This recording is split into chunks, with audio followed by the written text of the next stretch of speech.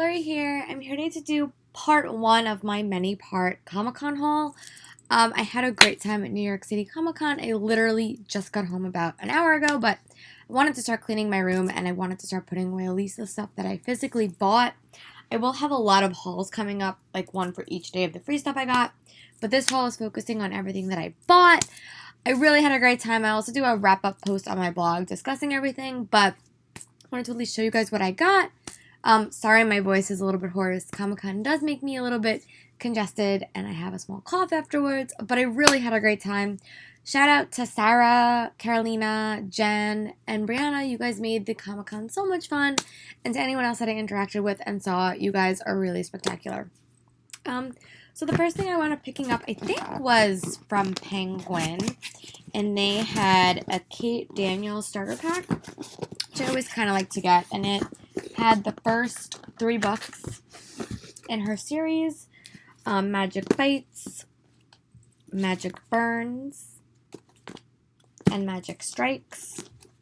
They're really short, and they're a magic-based novel, and as I have said before, I've really been on a magic book kick, and these will fit perfectly in that collection, and I really hope to read these soon. And I know that this is like a really, really long series, but I was intrigued by this one. And then the next thing that I picked up, I actually did not even know was out, or that they had made, but this is a Flash, CW inspired by the TV series, a Flash Hocus Pocus novel. And this actually, I'm going to read the back of it. A new criminal mastermind has descended upon Central City, one who can manipulate reality and control the actions of others. With the flick of his wand, the evil Hocus Pocus can make his audience laugh. He can make them applaud. He can even make them do, but how? When the Flash falls under the Hocus Pocus spell, it's up to the Super Speedster along with the help of Team Flash to solve the mystery before he's forced to do the unthinkable. And this came from Amulin Books and was written by Barry Lyga.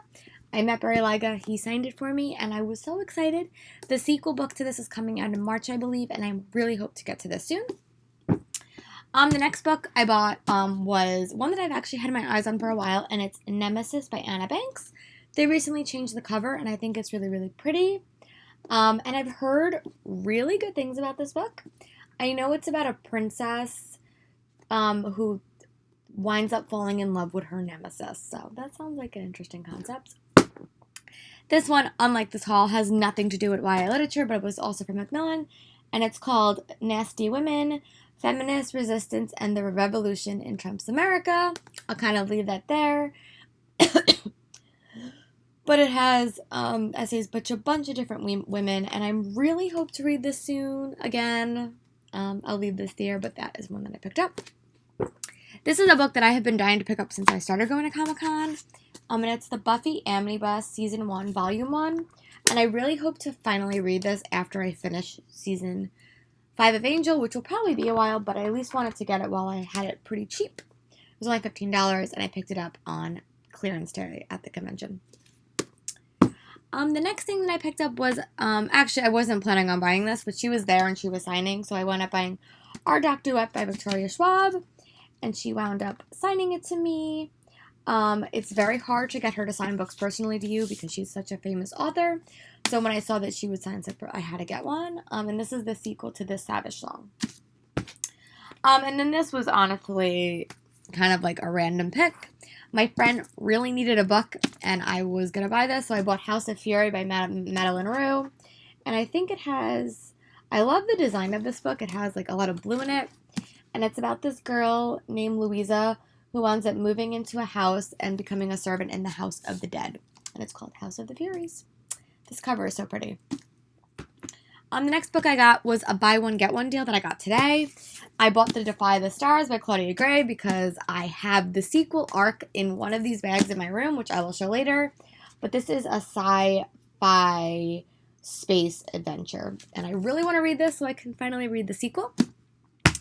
And I also picked up Before the Devil Breaks You by Libba Bray. This is the third book in the Diviner series, And I am so excited to dive into this novel. It looks incredible, and I'm really excited to dig into it.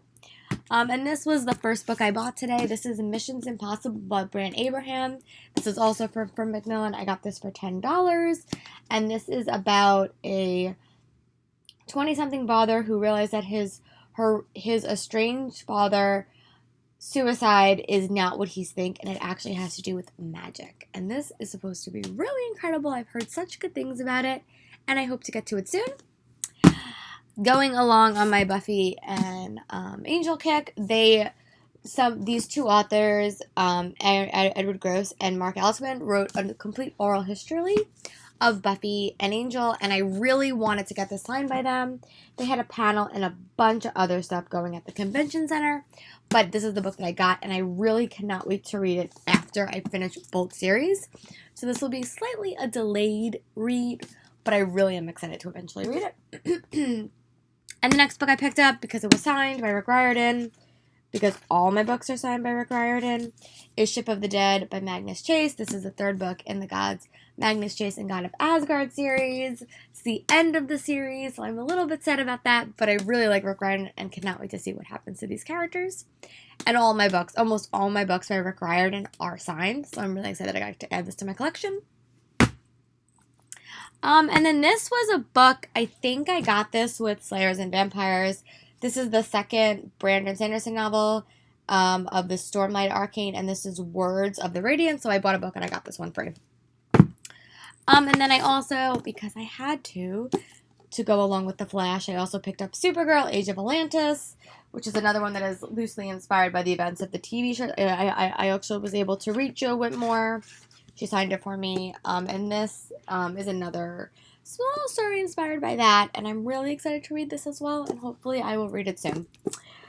And then the next book I picked up was Forest of a Thousand Lanterns by Julie C. Dow. I actually got this signed by her, which I thought was so nice, and this is a Evil Queen retelling with some Asian roots, so I'm really excited about that.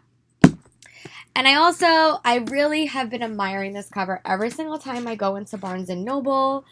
I wind up admiring this cover. It actually glows in the dark, and it's about these teen detectives who wind up re-meeting. They were teen detectives when they were younger. They wind up reconnecting many years later to solve a murder, I think. And I'm really excited about this. This cover is so pretty, and my friend got to meet him and get it signed for me, which was so exciting. So these are all the books that I bought at Comic-Con. I'm going to be doing a lot more hauls, but I wanted to find these a home in my bedroom. So I hope you guys are having a great day, and I hope you guys look forward to my hauls that I will be doing in the next couple of days. I'll talk to you guys later. Bye!